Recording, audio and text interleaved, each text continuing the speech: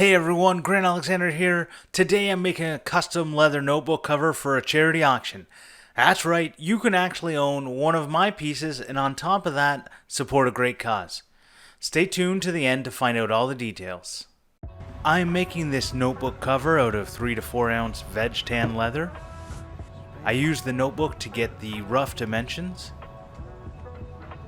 I cut the leather out with my Olfa rotary cutter.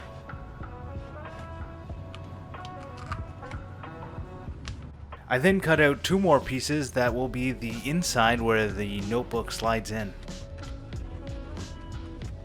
I measured to the middle of the cover and marked a 1-inch wide strip. This will help guide me in skiving the leather.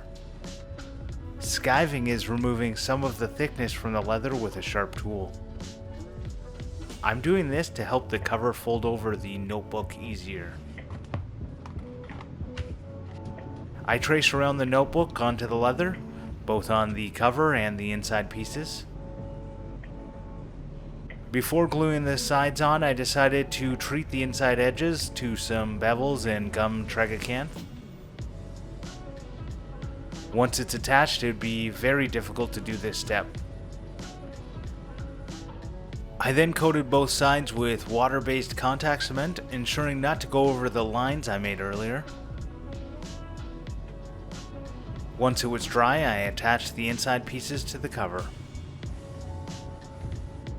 Again, using my trusty rotary cover, I trimmed the notebook cover to the final dimensions.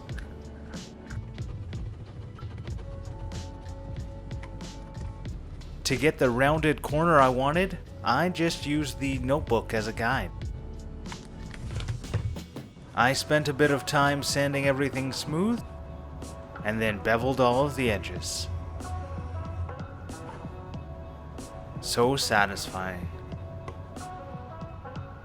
I coated all of the edges with gum tragacanth and then used my slicker tool to rub it smooth.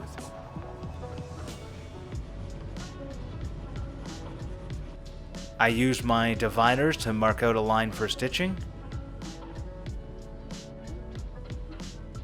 I then used my chisels to add holes. For the corners, I used a chisel with only 2 holes to make the bend. Then I was back to using the big guy. When it comes to how much thread you need for a project, I say grab way more than you think. Thread is cheap. I add a needle to both ends of the thread and lock them in place by threading the needle back through the end of the thread.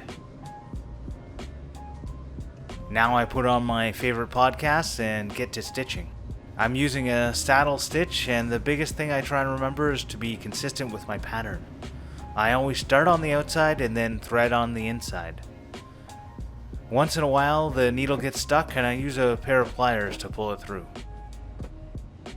To end the stitch, I thread the needle back through one of the holes and then tie a knot.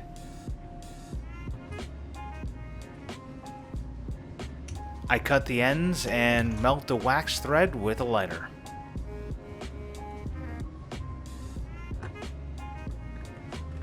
Getting the notebook into the cover can be a little bit difficult, but with a little bit of help, it happens.